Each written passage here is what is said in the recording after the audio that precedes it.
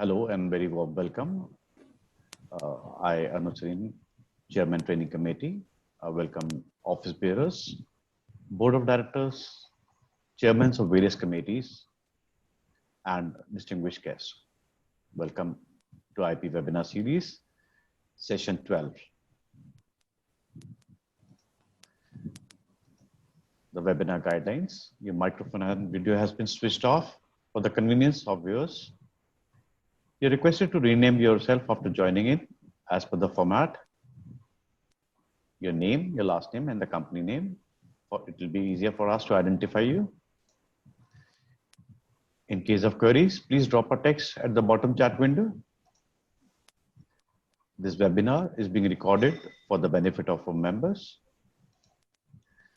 Question and answer session will be in the end. Please type your questions in the chat window. We shall try to address your questions. Friends, following up the past webinars which we have done in. So far, we have done 11 webinars on various topics. The last webinar we had was on Sister Shivani, with Sister Shivani, converting adversity into opportunity, a session which went very well, and very positive vibes were given to us. So friends, today we have a message from the leaders, from our chairman, Mr. Ajay Sarin. He's currently chairman IIP. He's board of director of IIP and past president of IIP. Fortunately, the only one director who has repeated his term for the second year. May I request Mr. Ajay Sarin to come and share his views and words with the IIP members. Thank you, Mr. Anuj.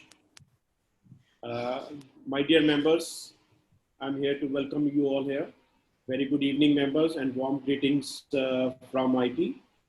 My dear members, you all aware that pandemic has brought the entire amusement industry to a halt globally, and we are all suffering for the same from the last 2.5 months. The entire country is under lockdown since March 2020. And so are our facilities during the peak season of April, May and June, and maybe somewhere it is March also. So that peak season, business season was there and we have a heavy loss. So we are also suffering. During this difficult circumstances which are unprecedented in nature, IP has stood strongly to support its member and industry through numerous representation to the government at central and state level, media channels. You know that we have covered in Aajtak also, and we have covered in the lot many newspapers. Our coverage was there interacting with the senior government official to ensure revival of Indian amusement industry. And accordingly, exclusive interaction with recently with Mr. Shri Nitin Gadkari ji, Union Minister for MSME, was organized. That was exclusive for the IP members to discuss on the issue faced by the amusement industry with regards to industry status and reopening of parks. As you all know that at the moment that we are forcing government to give us a status of amusement, which is most important thing. If we get a status, many things will be covered in it. So that will definitely give our business a good motivation to our members also. So we are already requested them, and in the address, Honorable Minister informed members that service sector is now added in MSME. So as per the new definition, and this will help amusement industry to take the benefits under MSME scheme. So if any member, they are not still get registered in MSME, I just again request all my members, my friends, to kindly get registered in MSME to take as much as benefits you can. For the manufacturer, there are many things that new manufacturers started, the new products also. For them, it is also very good. And they can start it with the new projects and they can get easy loan availability. And if you can take that benefit, it will be better for amusement industry also. So IP was also able to address industry issue with the tourism secretary of Telangana and Maharashtra through our webinar.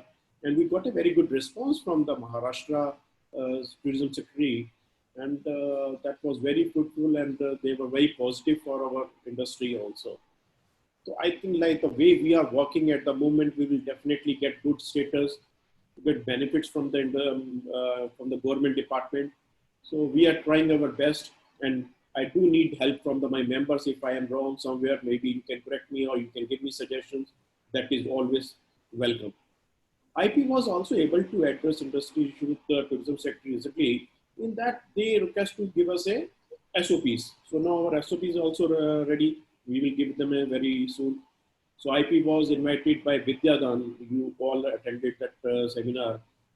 That portal formed under the Media and Entertainment Skill Council for chat show user part. So unlike that, that was on I think 22nd of May, and we got a very good response. There were 900 registered members were there who attended, and they have shared on the YouTube.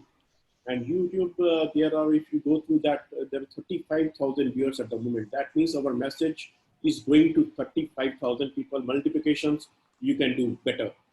So that is again an achievement for us. So to keep my members motivated during lockdown, IP organized series of training and motivational sessions with industry and subject matter experts through webinar to ensure that members stay connected with their guests and business even during lockdown.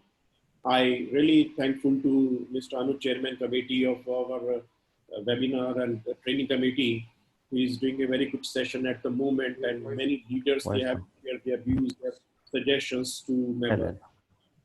So now the time has come when business and amusement parks are going to open as per the government guidelines, direction from them, and SOP. IP wish to ensure that parks follow the directives given by the government in their respective states and following all SOP to ensure the safety of the guests and the staff both. Because mostly I've seen somewhere, I've noticed that people, they are not following the government guidelines, and in the meantime, they are going to close few industries, they have closed down also because of that problems. So kindly follow those guidelines, which has been shared by, I think I shared so many times on the groups also. So considering the area of the park and staff, guests, restaurant, washroom, and other facilities, social distancing will play a vital role during the reopening of amusement parks. So be careful. I want to be everyone to be safe, and that is our. So IP, I just want to announce that IP made a COVID task force team, and they had prepared a recommended guidance for reopening of amusement parks, indoor and outdoor, both in India, and intensive study of inputs from professionals from health and safety experts, which is very beneficial for us. So for that team, COVID Task Force team, my special thanks to all the members of COVID Task Force team and professional agencies involved in preparing the SOP, which will guide members to reopen their facilities. Today, already we shared those SOP with all the members. If they have not received the mail, they can be in touch with us directly. Office staff is there, they can be in touch with them, or we can share it again. So we, all that with recommended guidance and reopening, we have also attached the worksheet also. So you're requested to kindly go through and revert back for the same. We recommend you to kindly go through the contents and share the document with stakeholders and in your park and IAC also, Indian Indoor Amusement Center, because actual groundwork is to be done by the manager or the lower team. So kindly share with them and follow all the instructions. Thank you so much. Wish you all the best. I don't want to take much of your time. So over to Anuj, kindly continue. Thank you so much, members. Namaskar. Thank you, Mr. Chairman, for your kind words and guiding us, and also making aware the members about what all tasks which have been done by IIP during this lockdown period. And I think great works are going on, and IIP, once we start back, majority of the parks would start up in a good shape. So friends, getting back to the session, today's session, we have a session on seeds of sustainability. The session is being taken care by Mr. Yogesh Tange, GRS Fantasy Park, Mysore. Mr. Yogesh Tange is past president IRP. He's chairman advisory committee. By education, he's a BE electrical. But I'll say that the way I know him past so many years, he's not limited to electrical. He's a man of perfection who seeks perfection in every stream. I visited his park lot many times, and everything we talk about his park has got perfection. And today he's going to talk to us about seeds of sustainability on how things can be improved in our parks, how things can be done in our parks, whether it be electrical safety or whether it be audits or so many other various things he'll be touching upon. So with a very warm welcome to Mr. Yogesh Tange. May I request Yogesh Tange to take over the screen, please. Thank you, Anuj. Most welcome, sir, please. Yeah, thank you. Thank you, everyone. Good afternoon. See, as what Mr. Anuj was mentioning, that he said, I'm going to talk about what all things I have done at the park. There's a small correction there. Today's Seeds of Sustainability is a chapter for all of us to adopt during these COVID-19 times, so that whatever are the kind of things which we are going to do for the next 6 months, we should be in a position to overtake or whatever problems we have been facing as of date. Today, we are in a phase where the uncertainty of our business is an undisputed truth. There's no doubt about it. At the same time, I am of the opinion that if we take our decisions with complete knowledge and right earnest and as per scientific advice, we will definitely overcome this health crisis. Then what has to be our approach till we get permission to open our places for visitors? And then once we open for the next 6 months, what is that we need to do to ascertain that we sustain our businesses? When I say sustain, I mean financially viable, operationally viable, and how we can control the spread of COVID-19 from our premises. This is also very important. Accordingly, each one of us know that only when we get to serve our customers, we earn our bread and butter. And that gets us to a situation during this period to just know how can we get visitors to our location. Because without visitors coming to your location, you can't serve them. Without you serving them, you will not earn money. The question of sustainability doesn't end. The answer is not simple, nor in our control at all at this point. We can work towards achieving this only goal to get guests or visitors back to our location by convincing our guests that we are safe, we are secure, and fun place for everybody to enjoy. That's the only message which we can give them so that they can start coming to your location. But what is also important for us to understand is how can we control our expenditure? Operating amusement parks, water parks, and indoor amusement centers is like operating a mini town. We need to pay salaries, we need to pay our power bills, we need to spend money on petrol and diesel to run our generators and all our vehicles to maintain our machinery, which is very important. Take care of gardens and horticulture and lawn and things like that.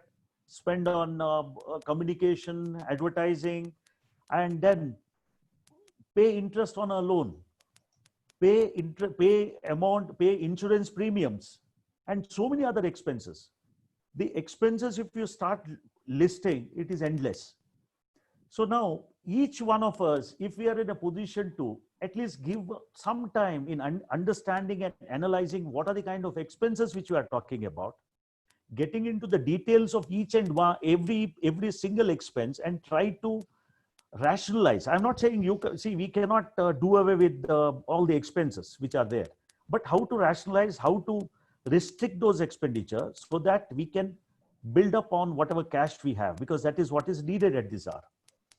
In case we tackle our expenses and try and work towards reducing them, we would be reasonably shielded from the impact of revenue loss that is very certain during the financial year. That is very certain. There is no doubt in anybody's mind today that we are not going to have the same amount of money what we have made the previous year. Whether, because at this juncture, I would like to share saying that India is a very vast country. Last year, that is 2019-20, many of the parks in the southern India, that is peninsular India, have done well, reasonably well. We have not degrown, but we are reasonably, it is okay. Even though in Karnataka we had a lot of floods and things like that, but we have done well. But compared to our counterparts in the western side of the country and in the north, where people really suffered for several reasons. I am not very sure about it. Could be the impact of economy also into which is there. So we are running in a, we are getting into this particular year with our balance sheets already strained. So that is a particular point which I want to stress and make people understand about it. Now comes the, this is the initial background of what I'm trying to tell you. Now, next one, you can just get. Now, this is just all the flowers of all tomorrows are seeds of today. Unless we start, it's a new kind of a beginning for us, because we have completely, lost the major season. Probably some of the parks in the north might have lost 70% of our businesses. And probably in the south, where we operate for nearly 365 days, probably we might have lost 30%. So it's a time for us to seed those kind of thoughts in the mind so that we can grow. And today's webinar, whatever I'm talking about, it is not a advice or things like that. What I'm trying to say is I'm just opening up the ideas which are there so that each and every one of us have to try and find out how they can improve on those ideas, and they have, and each and every park or manufacturers should start thinking in that direction so that you become really sustainable. So today I'm only putting a seed in your mind. That's what it is. Now, when we are talking about restricting our expenses, I have broadly categorized broadly categorized into 2 or 3 various areas. One is we have to manage our finance. Then to cut down on our cost, we have to even manage on our energy. Then we have to really have a relook at our operations, because during the time of COVID, there are so many things which we might have to follow, where it becomes absolutely necessary to rearrange our the operations to be in line with the requirement. Then fourth is collaboration. Collaboration, probably, I mean, for park operators as well as for manufacturers, there are so many things. Then finally, the SOPs. SOPs of opening. I will just broadly get you on to this, because this particular SOP which I am talking about runs to 78 pages. And our chairman has already released that, and all of us have already got that in our emails. And I'm thankful to chairman to giving us that opportunity to prepare that document. It is an elaborate document, and what chairman has not mentioned is that this particular SOP which we are talking about is so elaborate. I am very happy that it is the only SOP which I have seen from amusement industry. Internationally also, I have not seen such elaborate SOPs. So let us come back to that. Now let me concentrate myself on to reducing our expenditure on finance.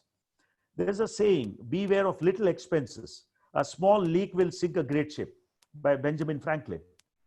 If you look at this particular sentence, it can give you an idea with regard to how it can affect your business if you are not in a position to tackle your expenses. Now, when I say managing, I think you can go managing finance.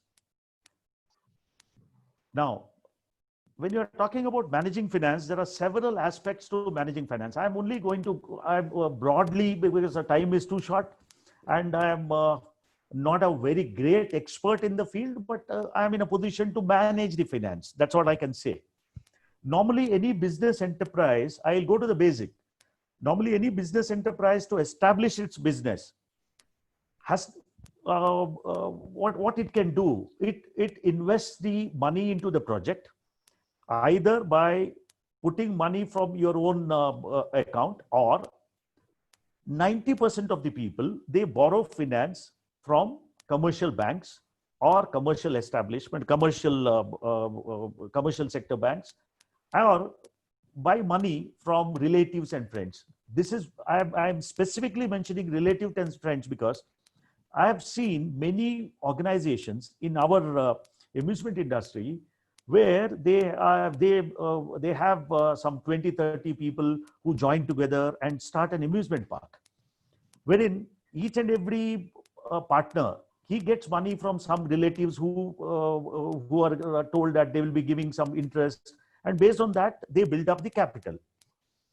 Now the funds are raised with the promise from the establishment, I'm talking about the parks or business entities, that they would be rewarded with interest payment from time to time. Today, the position of our business is such that the revenues are not forthcoming. And hence, like how banks have given moratorium, we have to convince those who have invested with us to give us time for payment of interest. Believe me, it's not an easy thing to do, but the effectiveness of this, of communicating with investors, is of prime importance. My experience says that if at all you open up that window, saying that the organization is really at a problem because cash flows are dwindling, and if there is no support from the investor at this stage, it might become very difficult for somebody to run the business. And people are good enough, people are knowledgeable enough, and depending on the kind of convincing which you do, you should be in a position to manage this side.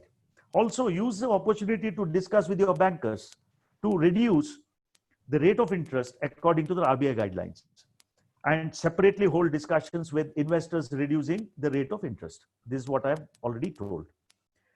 If there is any possibility, see, this is another particular point where instead of sitting idle and trying to get into a shell, my request to all the entrepreneurs of our industry is to just open up. Try and have a possibility of raising low-cost funds. It would be wise to settle off the high-cost debt which you have already borrowed from banks. For example, I'll give you an example also. I'll just complete this, then I'll come back to that. Now, if you are in a position to settle off your high-cost borrowing as a one-time measure with the banks, normally what happens is you are also going to be given some amount of reduction in rate of interest. Now, let me explain how it works. I would give my own example. We had taken, I'll just give you an example, might not be true for the amusement park as such, but for one of our other industrial unit, we had taken loan in the year 2018 from a commercial bank, that is public sector bank, term loan for 11.25%. That was a rate of interest which was charged to us by a public sector bank. In 2019, mid 2019, in the month of April or so, we were given to understand from the market condition in the banking sector that there are loans available at much lower interest, and we had approached at that point of time we approached a private sector bank, and after satisfying all their documentation needs, we were in a position to avail facilities from that particular private sector bank, which actually took over the loan from the public sector bank, and then we shifted the whole account to the private sector bank. Now, by doing that, there was a clear reduction of 2.25% and the amount of loan was a bit huge. So at the end of the day, what happened was we were in a position to get a loan reduced to 9%. This time I'm talking about term loan, which means if we are in a position to open up ourselves and try and talk to the bankers, probably there are so many things which can come up in the days to come, because government also is very keen, and the rate of interest today has really dropped. And now, since the definition of MSMEs also has been changed, and today, even if your investment in, even if you are a manufacturer and your investment in plant and machinery is 50 crores and your turnover is 250 crores, you automatically come in the bracket of MSME. When I say plant and machinery, don't have an impression that all your business assets are treated as plant and machinery. Plant and machinery doesn't involve electrical and electrical connection, electrical items. There are so many things. Land is not involved. It is only the plant, the shed, as well as a foundation, as well as your machinery which is involved. So even if your assets are 70 crores, probably if you ask your chartered accountant, he will be in a position to do that. And medium scale and small and medium also, the micro also, the definition has changed. Once your classification changes, then each and every bank has a permit to give you loans at a reasonable price between 8 to 9%. This is a ballpark figure which I'm talking about. It could be 7.75% or 9.25%. And in case if you are in a position to avail this, it will be one of the greatest thing which can help your business to sustain your business, sustain your industry. One more area that the enterprise can look at availing loan. This is again, this is one more area where I'm talking about where you can avail a loan which is at a lower rate of interest than the market rates.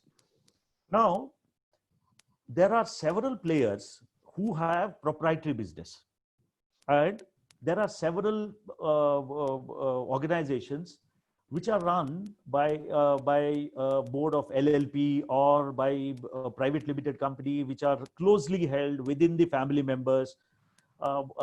Then in such cases, the best option, if every, because in the case of private sector, private limited companies, as well as for partnership, it has to be the partner should be from your own family. Then only these things work. But if you are having certain deposits with you, for example, what I'm trying to explain is, if I have a deposit of say 25 lakhs, okay, and today the rate of return on my deposit, which is at the lowest rate possible, at 5.5% or 5.75%. Now, what do I do with that 5.5% when the inflation is going to be higher? That is a negative return for me. Now, the same deposit, if I lend it to my company or LLP, and against that deposit, the banks do give 90 to 95% of the deposit as loan to you, loan to your company.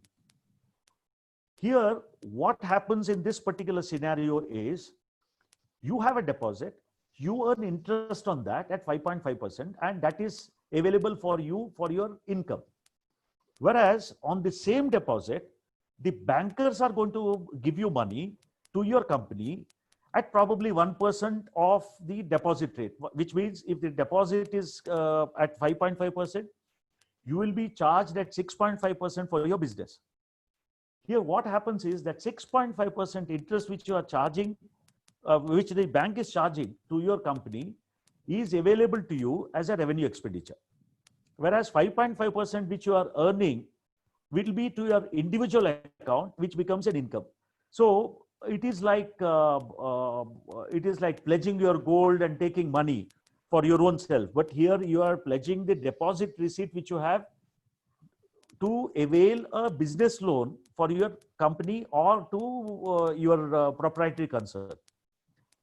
Now, the rate of interest which comes is only 0.75%. It ranges because depends on the bank which you are negotiating with. It can be from 0.75% over and above the deposit rate. It goes up to 1.25%, which means if you are having a deposit of, as I already said, if you are having a deposit of 5.5%, it will end up at 6.5% or 6.575%, which means we are actually managing your finance at such a low rate, which no public sector or a private sector bank at this stage can give you. So this is one area which probably you can think of utilizing, because it works as a collateral kind of a facility which the company can look into. And some of the banks have different policies, because if it is the deposit of a depositor, then it will be treated as this thing. But if you are taking deposit from outside, that it is called as a third party deposit. So you have to be very cautious about doing this.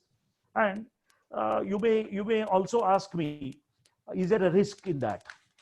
Let me tell you, whenever you are approaching any financial institutions today in the country, first and foremost, all your assets are going to be pledged to the bank. You are going to give an undertaking saying that you are responsible for whatever loan you have taken, and which means anything which is there on your balance sheet is automatically covered. So that part of it probably might not be risk for that matter is very low. And at the same time, you are trying to encourage your own business. If you don't have optimism in your business, then doing business itself is a question mark, right? So this is one area which you can look at. Next, this particular thing I told about cost of finance. I had only narrated 3 or 4 points. There are several things which are available. Probably time is not ripe at this stage because there is no time to explain all the things. Probably you can get hold of finance managers or some kind of advisors on this. Now, hello, yeah. Yeah, we can hear you, sir. Yeah. Now coming to the insurance cost. I have specifically mentioned about this insurance cost because we have to manage insurance cost as well. People might think that it is a small amount of money which we spend in during the year, but all these things which are small, they add up to a larger amount. So each and everything which is mentioned has to be looked into in detail. Predominantly for park operators and manufacturers, we need to take fire insurance, which covers all natural calamities, then public liability insurance for park operators to shield us against any claim from guests in case of accidents, money insurance to take care of theft of money in transit or while giving salary, and a whole host of vehicle insurance, medical insurance, etc. Am I right in understanding this? Yeah. Now, when we are talking about fire insurance and things like that, I would request each and everyone to look into the details with regard to what you are insuring. At any point of time, don't undervalue your asset, because at times when claims do come, because we cannot expect any particular burden to come on us because of some calamity which happens. Today we are talking about COVID-19, tomorrow it could be something else. So we have to be cautious about it. Then the premium for these nowadays are, for your information, in the last 1.5 years or so, the cost of insurance in India has gone up. In the case of vehicle insurance also it has gone up. Third party insurance, these things have premiums have gone up. Then most of the premiums have really steeply jumped to the tune of nearly 20 to 30%. This is a fact. Now, the premium for these nowadays are negotiable, and it requires proper guidance from experts in the field of insurance business to suggest the insurance provider so that the premium on this can be brought down. See, the basic idea here is, one, I said, whenever you are talking about taking insurance, make sure that you are valuing your assets properly. Make sure that whatever insurance you are taking for your assets are properly covered. Make sure that whatever are the kind of information which you give to the insurer is in accordance with the requirements. And then to cut down on your premiums, what I suggest, this is my experience which I am sharing. In case if you are in a position to have one insurance company to give you, I'm not talking about medical because many people look at different insurance players in this field. But general insurance, if you are talking about, if you are in a position to have one insurer for you, the settlements, the claim, the premium negotiations become very, very easy. I would like to give a small example here. We were years back, long time, long, probably 10, 12 years back, there was a theft which happened in our place. Basically what happened was, we had a aqua dance floor, and there were a couple of high-end music system which was placed, and we had the security agency also which were guarding the place. But there was a theft which happened. Now when we asked for the claim, since all these parameters were there, getting the settlement done from the insurance company was not difficult at all. The whole settlement happened in a matter of 3 weeks, and believe me, it's a national agency, in the sense it is a public sector undertaking. So what I'm trying to say is, all our insurance is done from a single agency. Today what I request is, my experience I'm sharing. Hello. Excuse me. Could you please mute Mr. Shreyas and other members, please? Sorry, Mr. Jogesh. May continue, please. Hello. Yeah, please continue. Yeah. I'm sorry for that. Now, another problem, yeah, no problem. See, what happens is that if you're having a single source of insurance, then a lot of your paperwork gets, reduced, because most of the details would be there with them. And if there is any kind of a confusion with regard to the data which you are sharing, they can always correct. And my request is that you can look into the IRDAI website. Hello. Yeah, please continue. Hear please. me? Yeah, please continue, sir. Yeah, you can actually look into IRDAI website. You can log out insurance advisors and brokers. You will get a host of them. You can contact any of them in your area and try and ask them to come to your location, find out what are the kind of premiums which you are already paying and how you can reduce the cost. So this is one area where you can, if you look at and try and look at from your balance sheet, depending on your size of the park, the amounts which you can reduce could be 20-30%, which is a handy amount at this stage. Next one, taxes. Now everybody might be wondering why I'm talking about taxes. As such, we are all in dumps. We don't have any revenues at this stage. Why are we talking about taxes? It's very important that your taxes are like shadow. Whatever taxes you are paying today are pertaining to the previous years. Whatever taxes you need to pay tomorrow are the ones which you have to make revenue this year, which means you might not be needed to pay taxes next year because you don't have revenue. But today we are in a place where you have actually come from the previous year, your business was there. Now, it is always seen, whether it is personal income tax or corporate income tax, the refund that the entities have paid in excess does not get refunded in time, and hence leads to cash flow problems. This is what I have seen. Today, the government has been making efforts to streamline this and refund process. And I urge those whose refunds have not been received to send query on income tax e-filing portal using PAN number, and which is their user ID, and department would reply about the status and why it has been kept pending, or they would raise queries. And on satisfying those queries, we can get the refund. Before this, because this I had prepared a week back with regard to taxes. Today in the afternoon on the same subject, one of my advisor from Dhruva Consultants, I had received a mail which talks about absolutely the same thing. And sorry, I will just tell you what has happened. They have done a study, and for the assessment year 2017-18, the returns you would have filed in 18-19, and for that, the due date for processing for refund by the assessing officer falls on 31st of March 2019. And for FY 18-19, the due date for refund falls on 31st of March 2020. Now, please check with yourself whether you have got the refunds for these 2 years by 31st of March 2020, because all the financial institutions were working. Whether you have got the refund, if you have not got the refund, why the things have not happened? Because assessing officer has to process your file. So once you get into the portal, you will understand. And in case if you are not in a position to check up yourself, ask your chartered accountant, because whatever money you can gain by way of refund, because it belongs to you, you would have made that payment probably by calculating extra, or by way of TDS which has been deducted from your supplier or whatever. So please try and look into this, so that you will be in a position to have some more cash flow to your unit.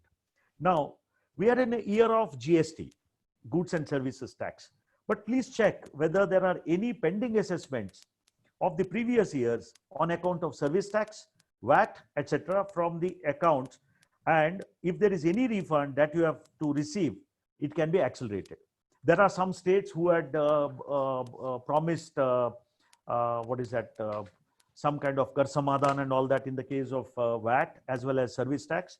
And the dates were extended because of COVID, because as you all know that we were on lockdown from 24th or so. In Karnataka, we were in lockdown from 15th of March. So they have extended the timing. So in case if you are in a position to do that, if you have to make the payment to the government, check up, because otherwise the interest and penalty is going to be huge. Or if there is any kind of a refund which you are supposed to get, whether it is because of VAT or GST, or no, before coming to GST, or sales tax, or whatever, whichever are the kind of taxes of the ester years, please try and get that particular refunds in time. This is the next one. The third and the fourth one now, under the finance, government support. The government of India has recently changed the MSME. This I have already explained, by increasing the threshold of investments and new criteria of turnover. The details are already shared by IAP. IAP has already shared, our chairman has already shared it to the members, the details of the thing, because I had also seen that. This would be really helpful for our manufacturers who are starved of funds. This is the first one. And whether in the same notification, government has also included services sector in the definition.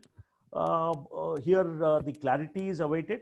We have to wait for clarity on this issue, which would be released by the concerned ministry.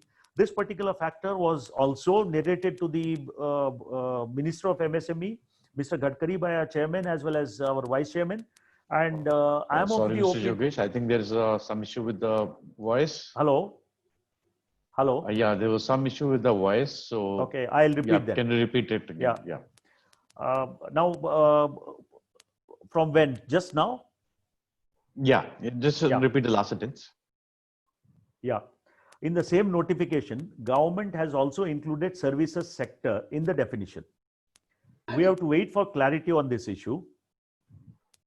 Am I audible? Yeah, please continue. Okay, clarity on this issue, which would be released by the concerned ministry.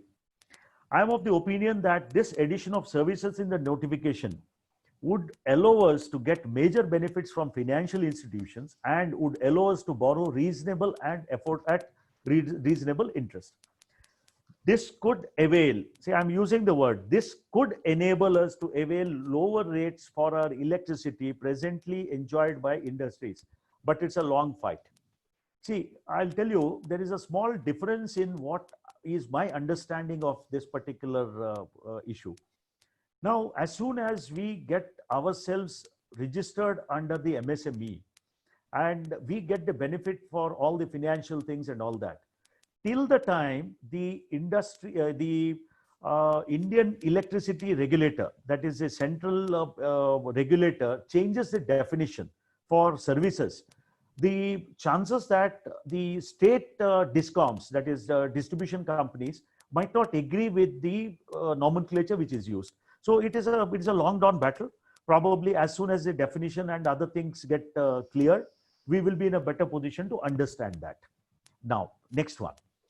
Especially for indoor amusement centers and bowling alleys and the snow parks, or some of the places where the amusement parks are set up in long lease or some kind of a rental values. My suggestion for long-term leaseholders is that you have to negotiate with the governments. Governments are really forthcoming today. You have to ask for extension of that particular period of your lease because you have had no business at all.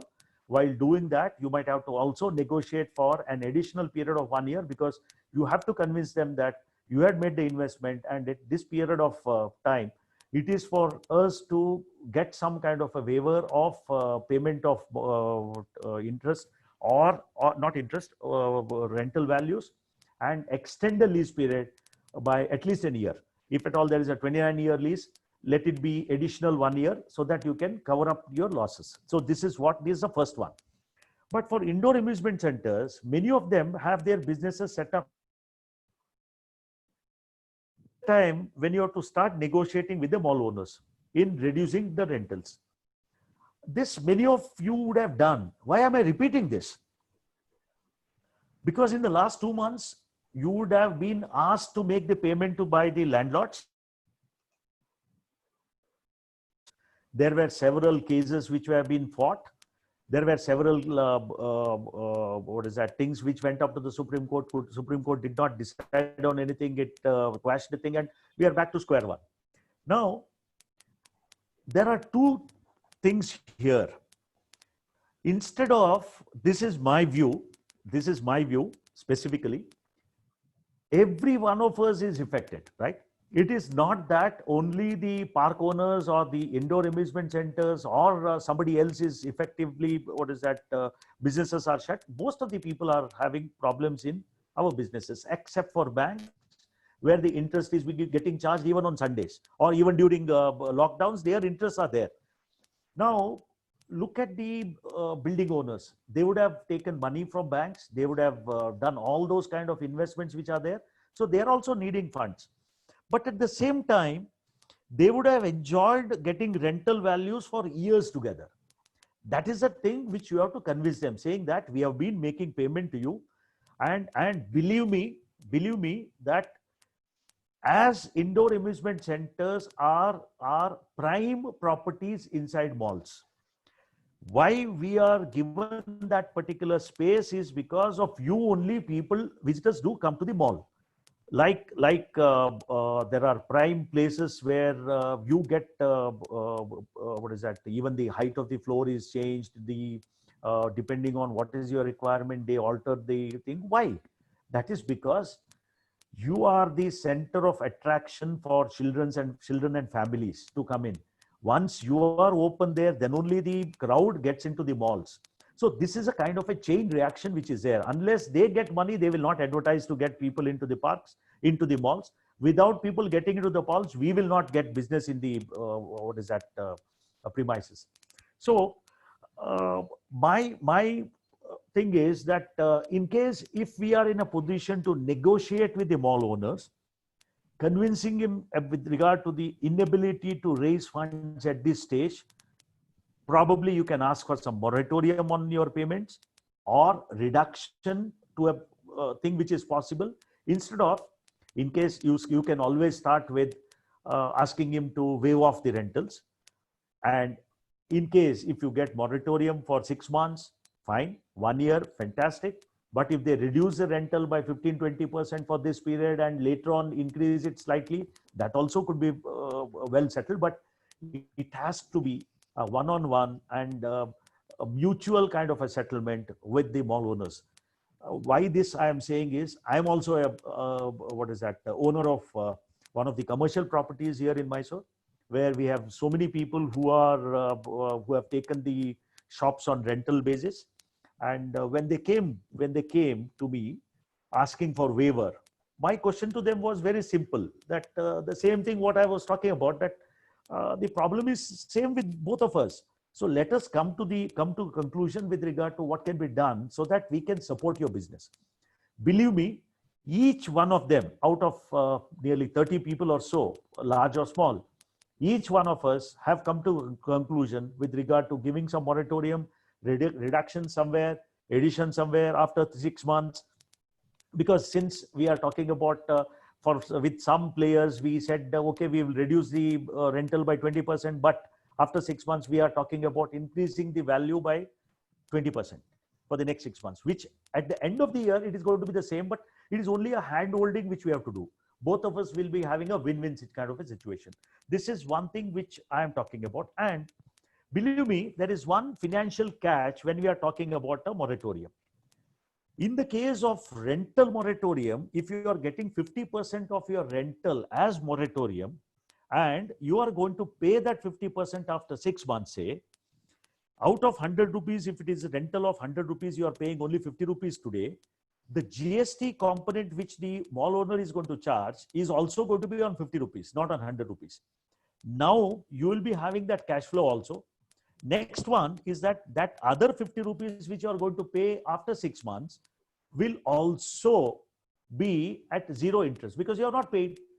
Otherwise, if you have paid that 100 rupee, then what happens is you would have paid at 12%.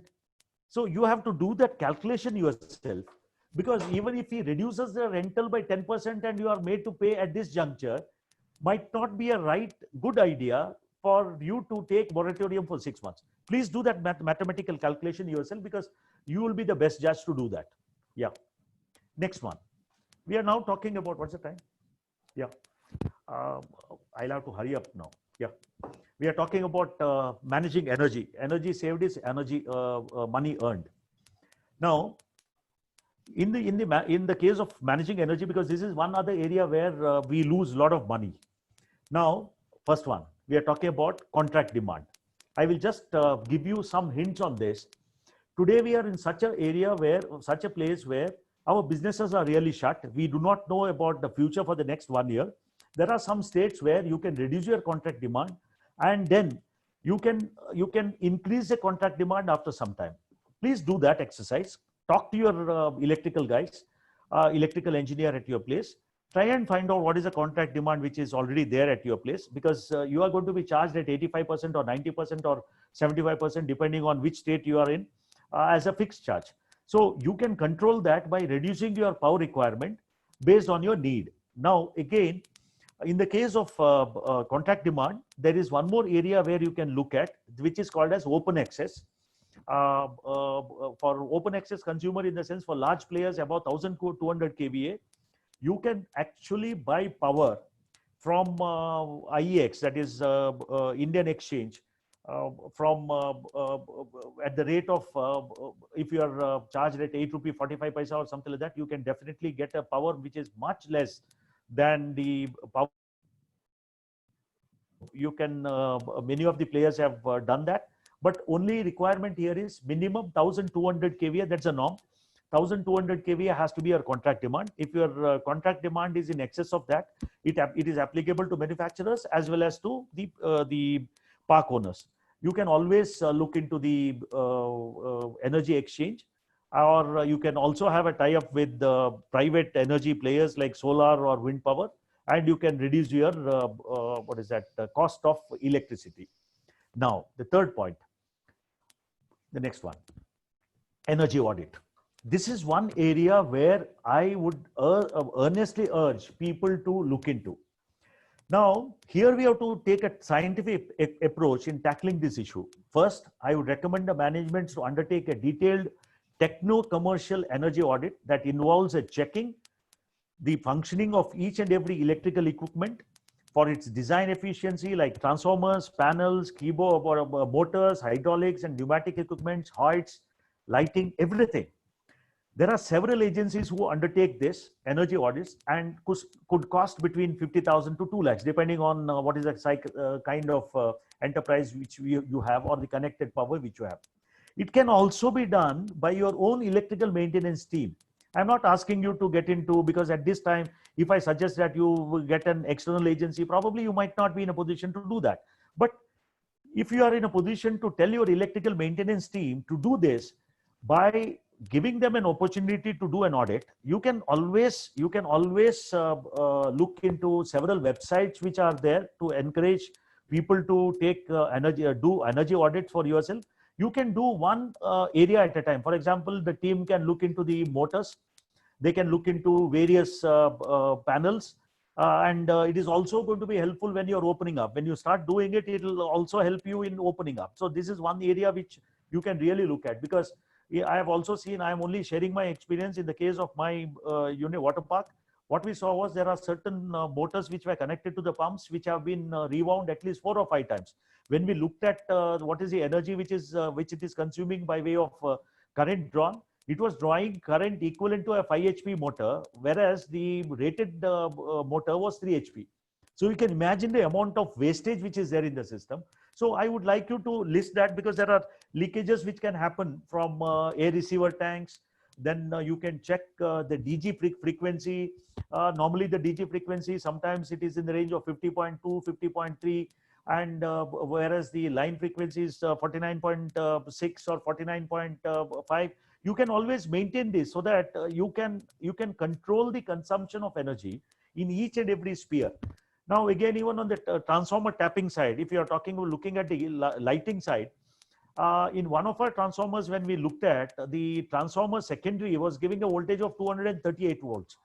Now if you are in a position to change the setting and get the value down to 228 or 230, we did a calculation, and believe me, we were shocked to see that the calculation proved that we would really save around 65,000 rupees on an annual basis by doing only a tapping. There's no costing. There's no cost implication at all. So my request is, get into the scientific analysis of all this. Try and get your acts straight, so that at the end of the year, you will be in a position to find out for yourself technically what is the amount of saving which you would have done by even looking into smaller things. Some of the older parks can even look into changing their metal halide lamps or mercury vapor lamps into energy efficient LED lamps or solar lamps. Probably there is some investment which is there. You can get an analysis, and whenever time is suitable, you can do that. The next one. I've just speeded up. Yogesh sir, may I request that you need not speed up. We can go for extension of 10 minutes, please. Okay, yeah, thank you. Now, managing operations. If you have always done it that way, it is probably wrong. So this is one sentence. When we wanted to put this, I was doubting, what is this happening? If at all, normally we are doing certain things, we get carried away with that. So with this, I just want to get into my topic instead of the next one, get into that.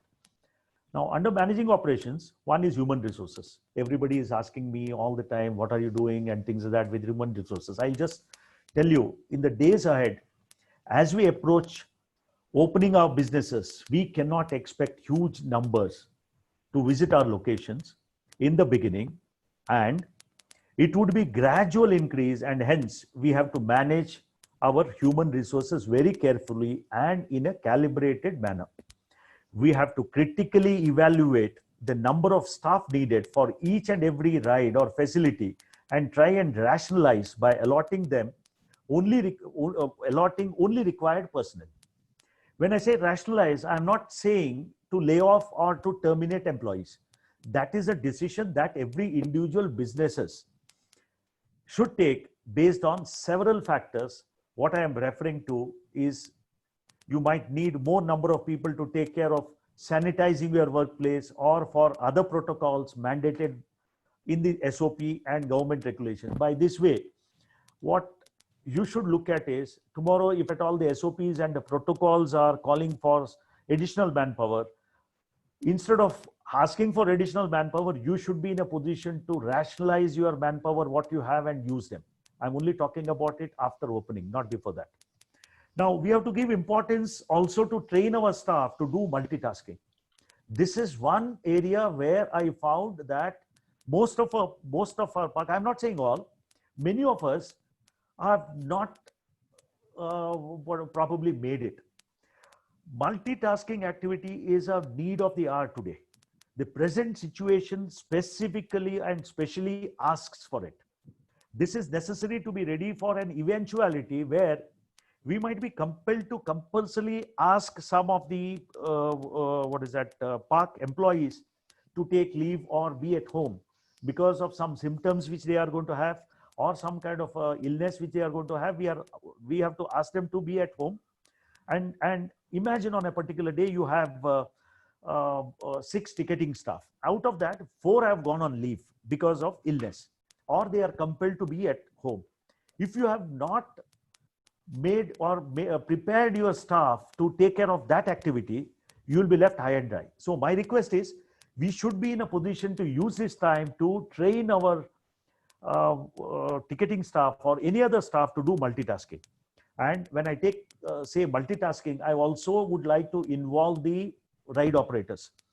Today, one very important thing what we have to understand is that along with managing our resources, we also have to manage the people who are getting visitors who are coming into your location.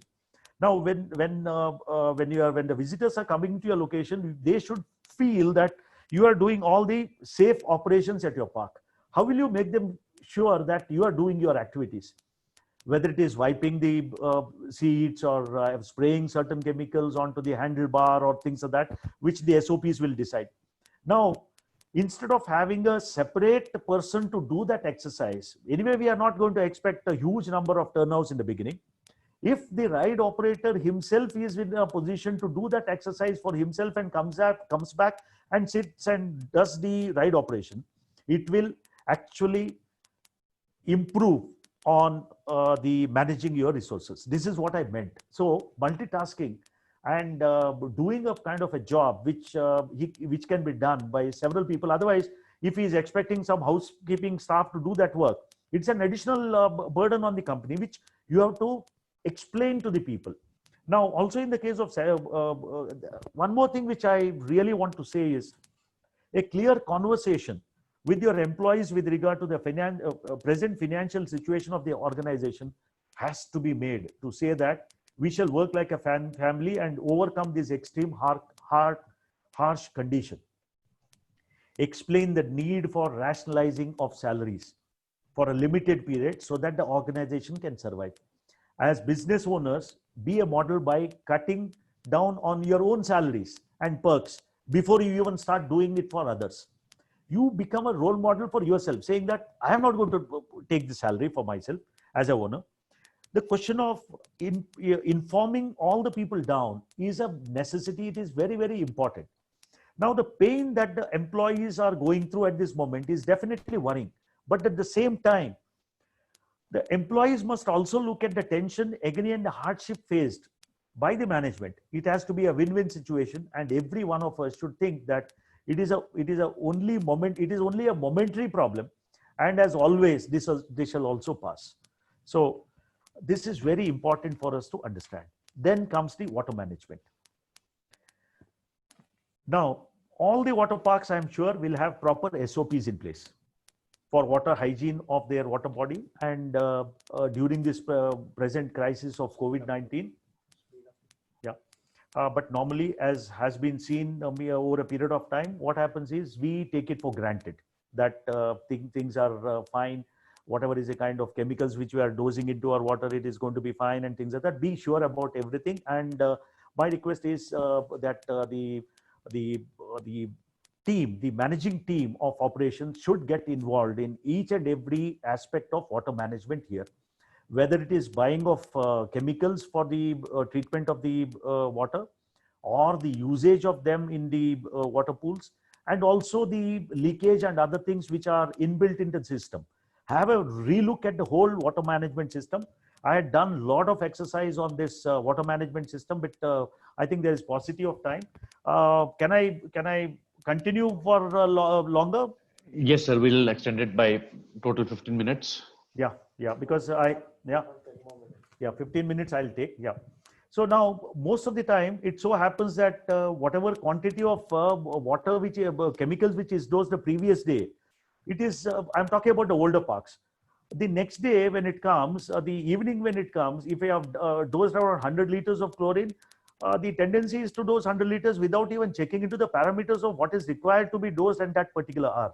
So my request is, since it is going to be very essential according to the SOP as well as requirement of the organization to augment the costing, it is absolutely necessary to get down to the analytics of each and every expense in the water management system.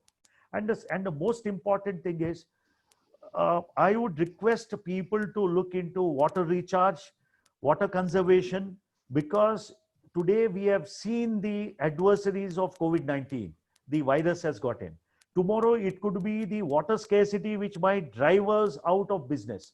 Now, in case if we have not done any of these processes of water conservation, water recharge, and things like that, this is the time where we have to wake up and start looking at how we can control the leakage of water in our premises. And this is also necessary. It is also necessary to communicate it to the general public that we are water positive, or we are moving towards water positive. So this is a message which I am trying to drive it down to all the water park owners, because we have already seen, I think a year or 2 years back, there was a crisis in Bombay, and it can happen anytime, anywhere. So it's a warning. Next one is occupational health and safety. Now, occupational health and safety, in this hour of crisis, it would be of great help if organizations conduct occupational health and safety of their premises that could give information on how to control accidents, how to mitigate risk to both our employees as well as guests. I would not go into the details of OHS, since it has to be conducted by professional audit agencies. Why I'm saying this is safety at our location is very important, and time and again it is established that majority of the accidents do happen because of negligence and for lack of knowledge with regard to maintenance and machinery breakdown make up for minority of the accidents. So majority of the accidents are based out of so many irrational things which happen. So I would like you to get into the details of occupational health and safety. And this is one area where you have to really look at. And one more thing which I would like to inform our members here is that today the chemical usage in across the country has tremendously gone up, especially the disinfectant, the chlorine. The cost of chemical of chlorine at the last probably 15 days back when I checked up, it had gone up by 30%. Hence, it is very much necessary for us to negotiate with the regular suppliers of chlorine and other disinfectants to have some kind of a control mechanism in place during our purchases, so that we will not end up paying huge amount of money in procuring these chemicals, which is very, very important. Now, also, just a moment. Also, in the case of sanitizers, one more piece of caution which we have to look into is that today, because of onset of COVID-19, sanitizer, every other company is manufacturing sanitizers. Many of them are repacking and sending it to in large containers. I would request them to request park owners to have sufficient, take a sample, get it tested from the lab, and then only go in for bulk purchases. And this is one area where you can even end up in buying spurious chemicals, which might be detrimental to the environment as well as to the guests who are coming. Now, next one is collaboration. Here, this is basically for the parks. Anyway, I think Mr. Paresh Mishra in his first webinar has explained about what are the kind of collaborations which can be possible with the parks.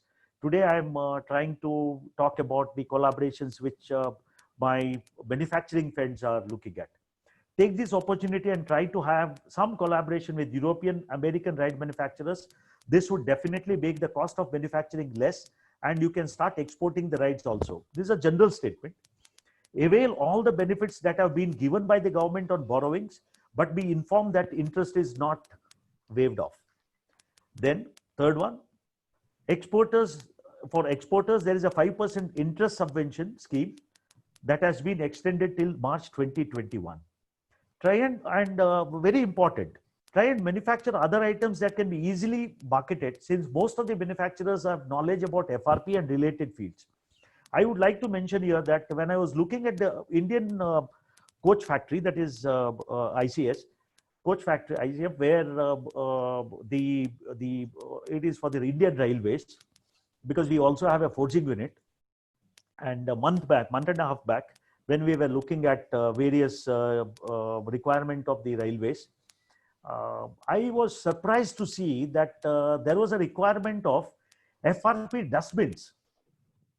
Please believe me, the requirement was such that the quantity was nearly 30,000 dustbins. Now imagine in case if some of our members had looked into this and got into their, what is that, you have to register, you have to make yourself, there are a lot of processes which are involved. Now, if you are in a position to do this kind of an exercise to find out from the government which are the agencies which are buying these items from them, it could be so many things. It could be flower pots, it could be certain other things. Any business at this juncture would be an additional thing, feature. So please have your eyes and eyes open to all these probabilities which are going to be thrown up, and look into these kind of things again. Next one. Now we are talking about SOPs. The topic of today is sustenance as a precursor to opening up businesses. We have to convince the government, both central and state, by informing them that our fun places are safe, and we as an industry shall make sure about the health and well-being of our employees and guests. Also, at the same time, communicating with our guests about the precautions that we have undertaken to make our premises safe is of utmost importance, without a second thought. The team IIP, under the leadership of our beloved chairman, who had constituted a task force of COVID-19, has come up with a document illustrating the various precautionary measures that are to be followed to tackle the pandemic. It is a document covering major aspects of health and control mechanisms. I'm talking control mechanisms that have to be taken up for smooth operation of our premises as per various standards and protocols. Now when I was given this opportunity, and we had a excellent team of support from PK Sharma, Anuj Sareen, Ajay Sareen, then Rajan Shah, Rajiv Jalnapurkar, Mr. Kale, and several, and all these people, and Balwan Chawla, ND Rana. What happened was I was talking to all these experts in the field, and in the last for the last 3 or 4 weeks we have been working on this.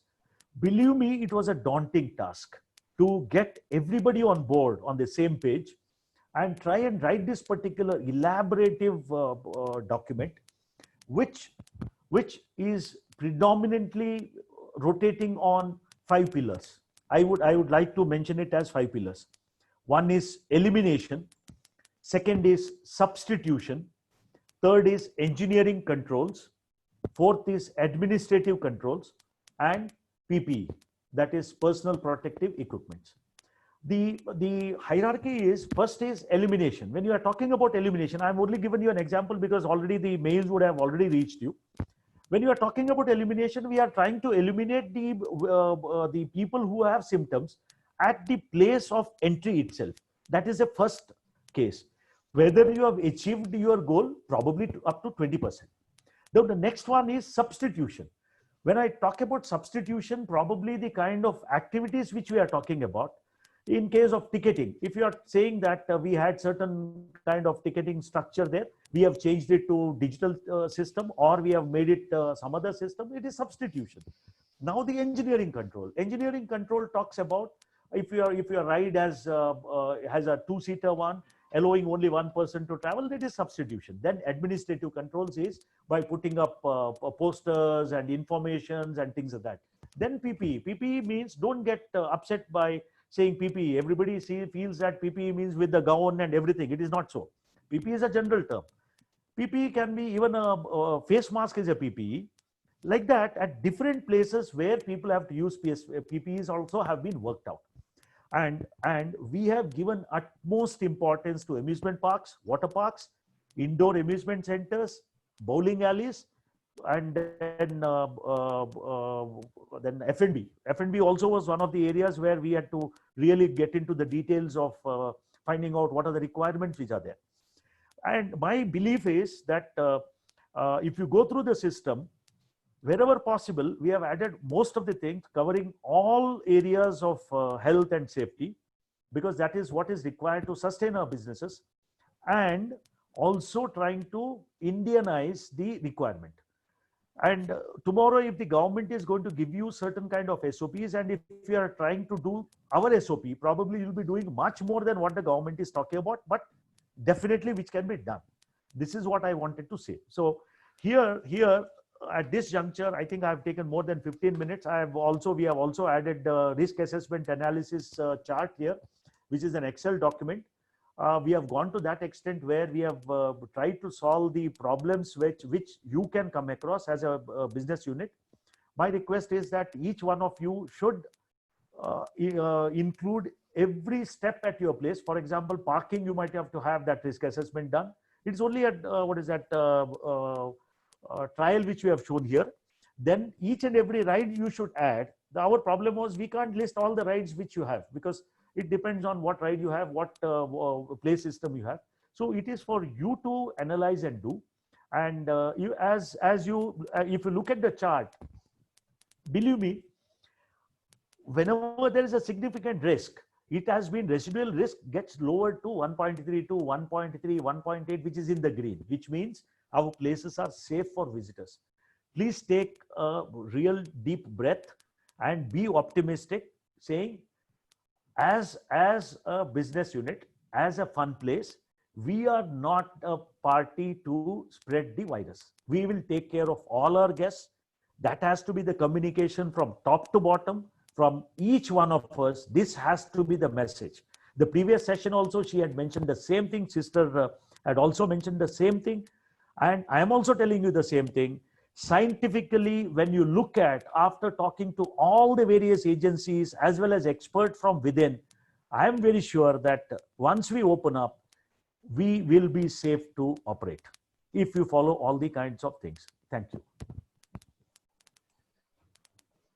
Thank you, Yogeshji. Thank you for such an informative and educative session.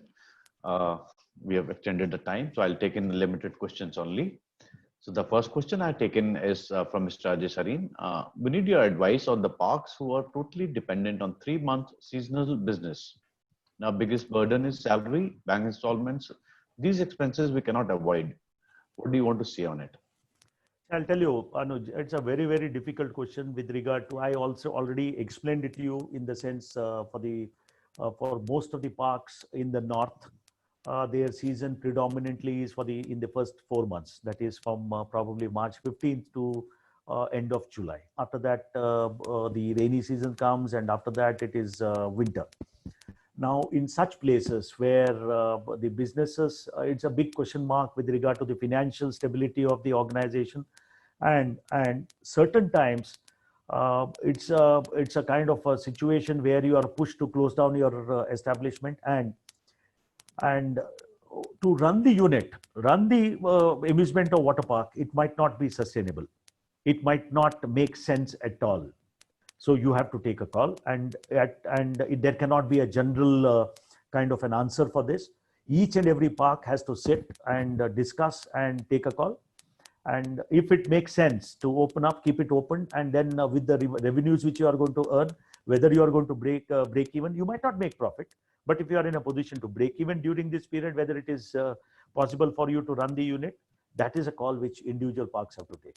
Otherwise, sense prevails that what happens is, if you have purchased loan from the banks and all that, then it's a different scenario, because in case if you are shutting down, then you'll be having NPAs with the bank, or you might have to make arrangement from some other source to put in money into the bank account, so that you keep running your business. So this decision you have to take individually.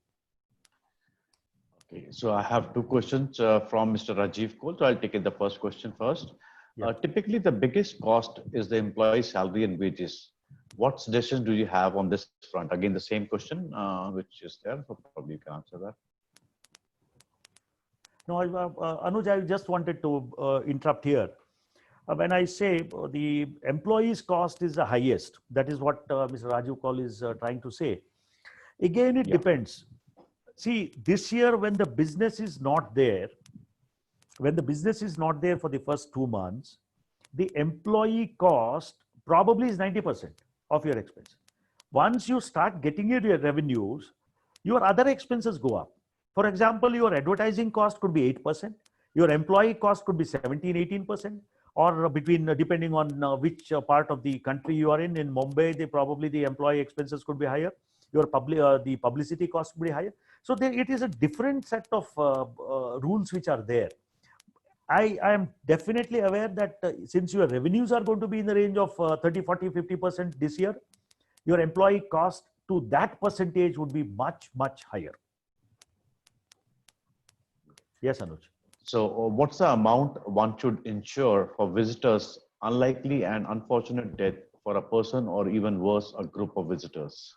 I have not understood the question. That's related to the insurance part which you're talking about. What is the amount one should insure for visitors' unlikely and unfortunate death for a person or even worse, a group of visitors? I'll tell you, I'll put it this way. I'll slightly reframe or answer it in a different way. See, I'll tell you, earlier, 15, 20 years back, the public liability in India used to be very low. In the sense, the courts, when they give out judgments for liability, the highest amount was in the range of 5 to 7 lakhs max. That was 10 years back. Today, the courts have started giving out claims as high as 1.5 crores, 2 crores. So you don't know what is the amount of money where people it can get adjusted to. Now, when you take the public liability insurance, there are two factors which are predominantly there for fixing the premium. One is the previous year's turnover of yours.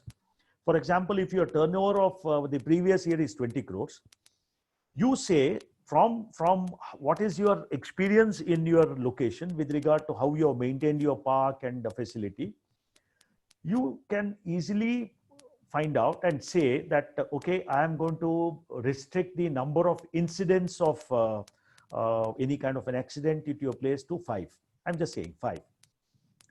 And each accident, depending on the kind of ride you have, if you have a large roller coaster where you have 20 people and an accident happens, that means you have to give compensation for 20 people, which means accordingly you'll have to plan and do per person how much money it comes to. Or you can say that I will insure limit my public liability to 5 crores and 5 accidents, which means each accident you are talking about 1 crore is a limit. You understood that? I think I have answered you. 1 crore limit, 5 accidents, which means up to 5 crores. The premium would be fixed by the turnover which you have done and the number of people who have come into your location last year. Thank you, sir. Next question I'll take in from Mr. Arijit Sen Gupta. ISO 18000 occupational health and safety manuals needs any change post COVID-19 for getting recertification? I don't think. But if you look at the occupational health and safety, it covers several things. And in the process of OHS, if anybody knows, Mr. Arijit, what happens is it's a continuous process. It's a continuous process. Now, if you are supposed to do a process every 3 months, every quarter with regard to what is happening, because this particular thing which involves several things in occupational safety, it talks about chemical safety, then electrical safety. There are several things, mechanical safety and things like that. It's an ongoing process. Now, in a quarter, if you are planning to do an exercise here, COVID also will automatically come in. Then your SOPs will come in. How are you managed with regard to that also has come in.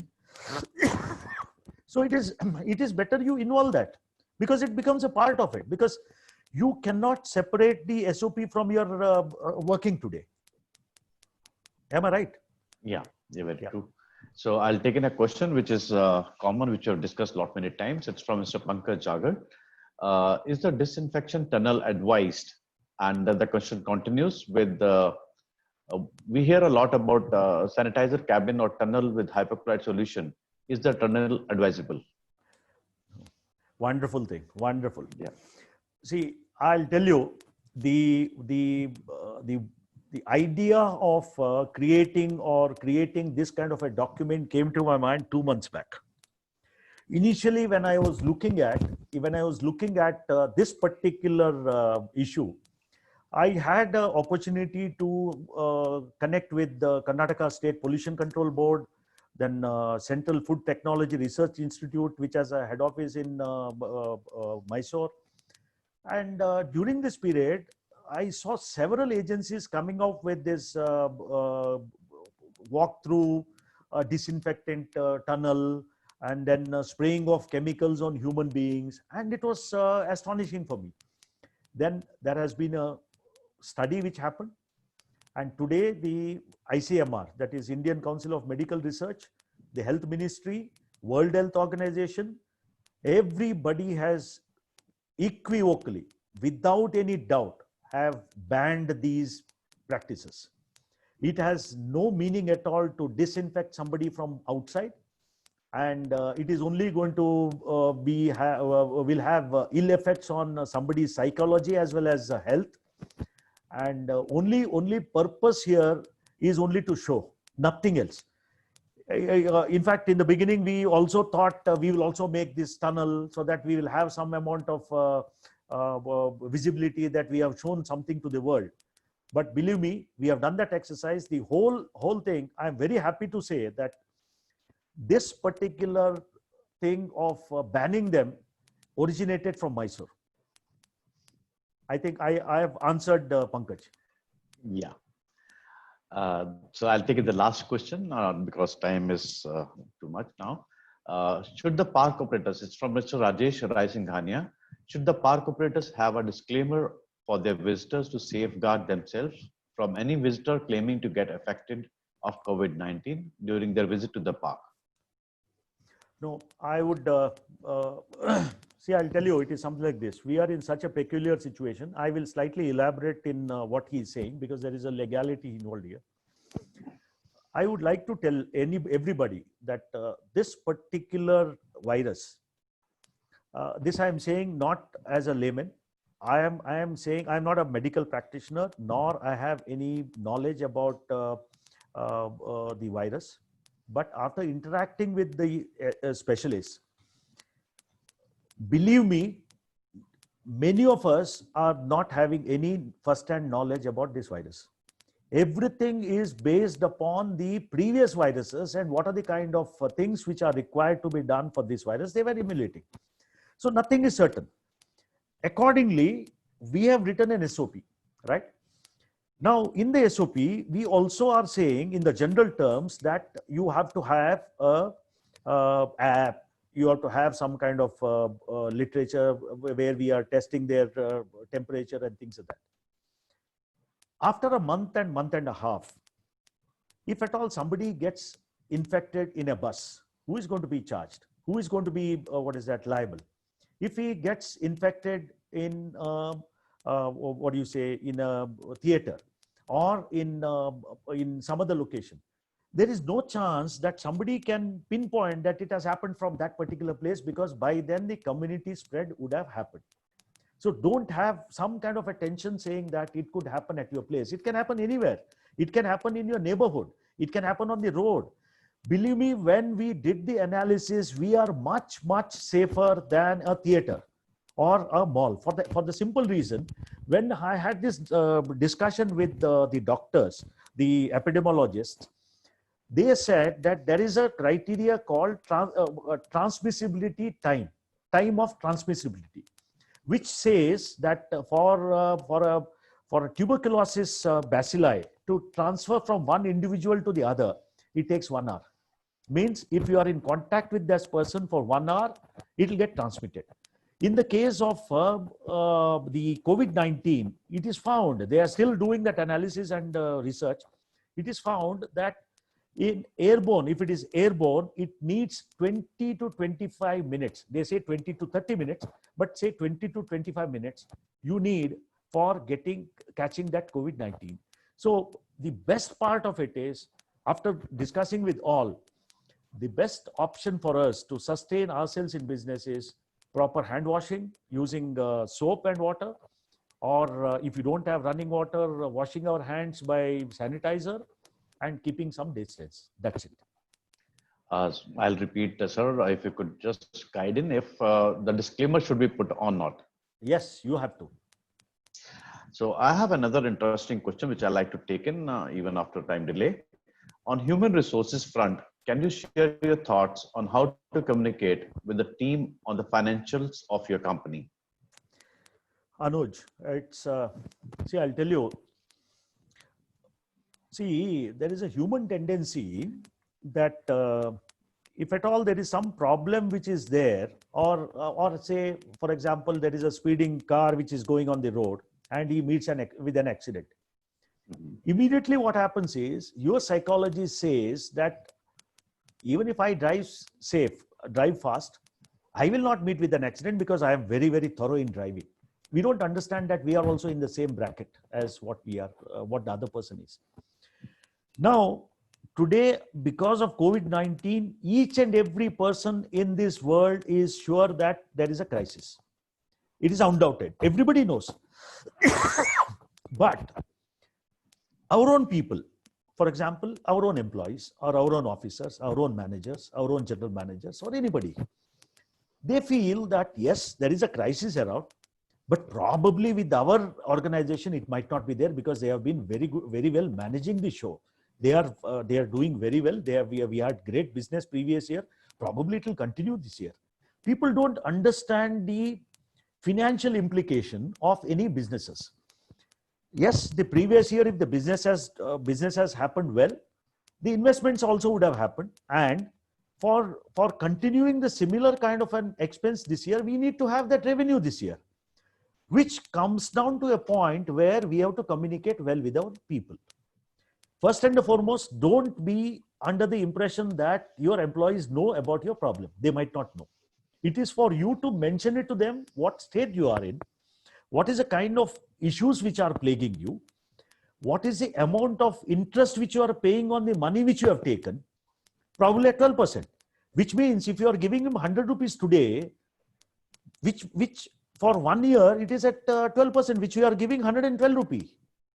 This has to be understood and mentioned it to them. It has to be conveyed because, see, why are you, see, the basic factor here, Anuj, is we pay our employees from the money which we have earned from our customers. It is not that I make payment to my employees. We are only a module to get that money into our source, which is distributed, right? If the tap is closed, where will the money come from? Money is coming from some other source where is a charge which is there on that money, which is at a higher rate of interest. If the company is not in a position to avail money from the financial institutions, which means that it has to borrow money at a very, very high rate, which goes up to 24%. So this has to be communicated to your people and give them that assurance, saying at times when things were good, we were always there. We have to work as a family, as a head of the family. I'm not talking about age or something like that. As a head of the family, I have also taken the beating. I have also, taken the salary cut or forgone the salary or interest on my, deposit or investment which I have put in the family, in the company for the time being.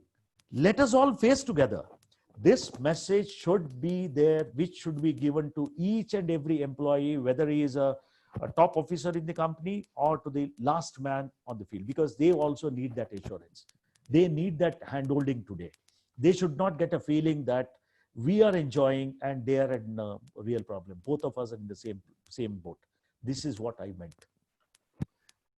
Thank you, Yogesh sir. Thanks a lot for the immense knowledge which you have shared in with us. And I think it was a wonderful session and a great takeaway for all the members who had joined in today. May we request to load in the feedback form, please.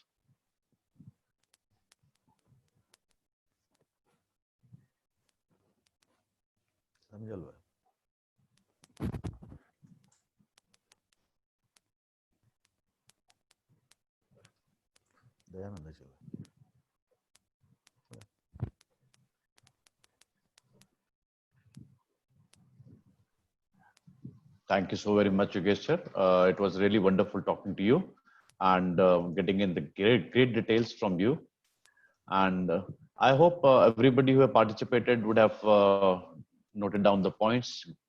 The genius mind behind Mr. Yogesh has put in the details and shared with us to all the members. And it was really wonderful talking to you. So continuing ahead, we'll come up with the next session. The next session is not a regular webinar. It is a panel discussion. The panel discussion will be with Mr. VGP Premdas, Mr. Ankur Maheshwari, Mr. Ashwin Dange, and Mr. Darpan. The topic we're talking about is creative revenue opportunities. So there are great things they are going to talk about. I've heard them, and I am sure that every member would benefit from this topic. Please do join in and participate into the upcoming session. And it is solely because of your interest and participation that the webinar series has continued to attract such high numbers and has become a useful platform where ideas, knowledge, and experience are being shared. And once again, I'd like to thank Mr. Yogesh Dange on behalf of everybody who has joined in today and on behalf of Board of Directors for sharing in an immense knowledge with us. Thank you, everyone. Thank you.